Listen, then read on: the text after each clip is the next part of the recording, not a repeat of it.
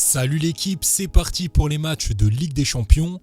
Mes tickets sont postés dans le groupe gratuit, le lien est en description. Dernièrement, on a enchaîné une belle série de 10 victoires dans le groupe avec des cotes à plus de 2, donc n'hésite pas à nous rejoindre. Et je t'invite à ne pas combiner tous les matchs de cette vidéo. On commence cette journée avec Lens contre le FC Séville. À domicile, Lens, ce n'est pas mal du tout. On sait que ce n'est jamais facile pour les équipes adverses de jouer dans ce stade, qui sera certainement en ébullition pour ce match de Ligue des Champions. C'est 75% de victoire à domicile pour Lens contre seulement 29% pour Séville à l'extérieur. On sait qu'ils traversent une très mauvaise période en ce moment. Lors du match aller, Lens a réussi à décrocher le nul en Espagne.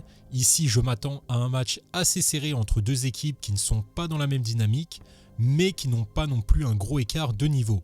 Car même si Séville est au point mort en ce moment, sur le papier, ça reste une bonne équipe.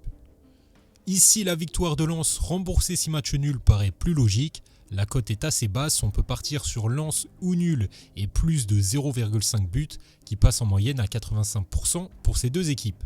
Deuxième match, Copenhague-Galatasaray.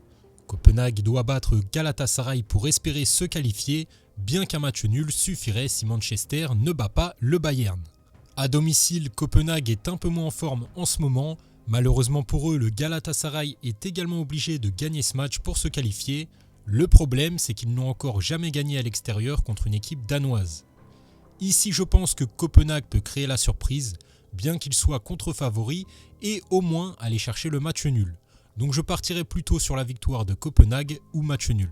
Troisième match, Inter Milan-Real Sociedad. Le Milan est vraiment bien en forme cette saison, on l'a vu encore ce week-end, ils enchaînent les victoires. En plus, ils ont 75% de clean sheet. En face, la Real Sociedad est une bonne équipe à l'extérieur, ça gagne des matchs, mais je pense qu'il y a quand même un écart de niveau cette saison entre ces deux équipes qui se disputent la première place.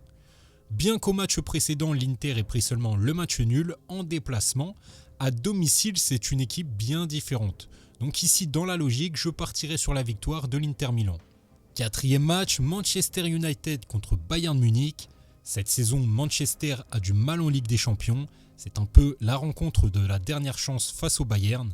En étant dernier de ce groupe, ils ont l'obligation de gagner ce match. Ici, je pense que les deux équipes peuvent marquer. Le Bayern n'a rien à jouer, donc ça peut être piège. Et si je devais choisir un résultat entre ces deux équipes, je partirais plutôt sur le match nul. Cinquième match, Naples contre Braga. Naples ne peut pas se permettre de perdre ce match en ayant 7 points. En cas de victoire de Braga, il passerait 3e.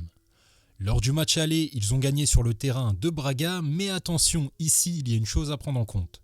Braga a de meilleures statistiques à l'extérieur que Naples à domicile, donc ce sera loin d'être un match facile pour les Napolitains qui peuvent se faire surprendre.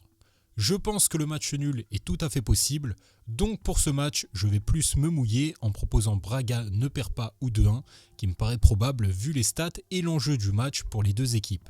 Sixième match, Salzbourg-Benfica. Salzbourg a battu Benfica lors du match aller. Je ne comprends pas pourquoi ils sont contre-favoris sur ce match, vu les stats et l'obligation de gagner pour ne pas se retrouver à égalité de points avec Benfica, et tout en sachant que Salzbourg est meilleur à domicile qu'à l'extérieur.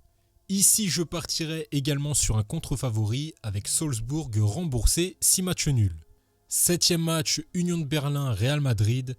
L'Union de Berlin est vraiment en difficulté dernièrement et même face à un Real déjà qualifié, je pense que ça risque d'être compliqué pour eux si ces derniers ne font pas tourner l'équipe. Ici, je partirai plutôt sur Bellingham buteur ou Rodrigo. Et c'est tout pour cette journée, on se retrouve prochainement pour une nouvelle vidéo.